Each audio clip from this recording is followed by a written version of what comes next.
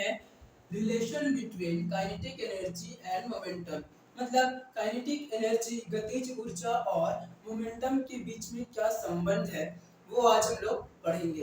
तो देखिए, इस रिलेशन को जानने से पहले हम लोग इस मोमेंटम को जान लेते हैं कि मोमेंटम क्या है। तभी तो हम लोग काइनेटिक एनर्जी के फॉर्म पे उसको पुट कर पाएंगे।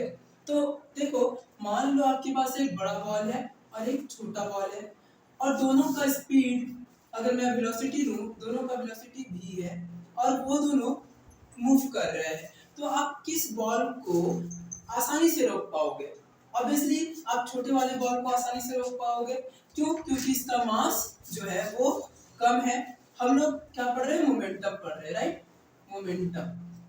तो आप आसानी से इस बॉल को रोक पाओगे, लेकिन इसका जो मास ज्यादा है, इस वजह से इसको रोकना थोड़ा सा मुश्किल है, राइट? तो यहाँ पे एक मास का कॉन्सेप्ट मिला। दूसरा एग्जांपल अगर मैं लूं, एक गन लो आप और उस गन से बुलेट फायर करो, ठीक है? और उस गन से जब बुलेट फायर होगा, यहाँ पे एक वुडन का ब्लॉक रख दो, तो ये क्या करेगा? ये बुलेट क्या करेगा? ये जो बुलेट है, इस वुडन ब्लॉक को पूरा पेनिट्रेट कर देगा। लेकिन आप इसी बुलेट को हैंड से थ्रो करो, तो ये तो जस्ट जाके टकरा के ड्रॉप हो जाएगा, राइट? तो यहाँ पे वेलोसिटी भी हमें कुछ मैटर कर रहा है। मतलब हम लोग देख पा रहे हैं कि कोई ऑब्जेक्ट का वेलोसिटी और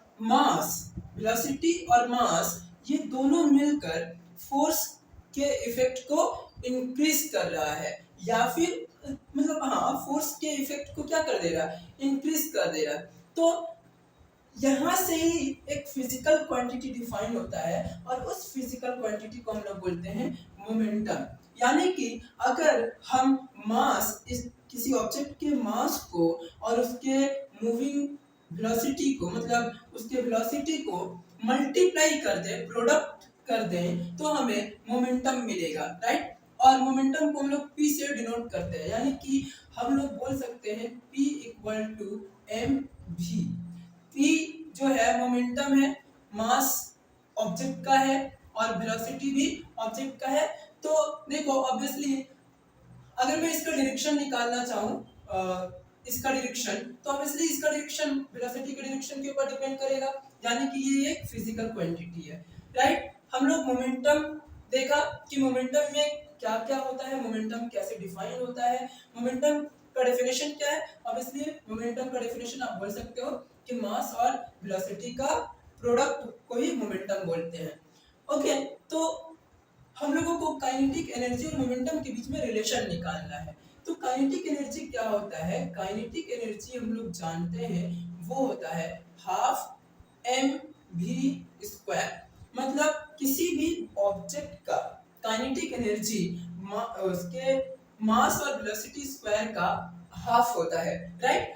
अब देखो, अगर यहाँ से मैं अगर वेलोसिटी निकालूं, तो वो क्या हो जाएगा?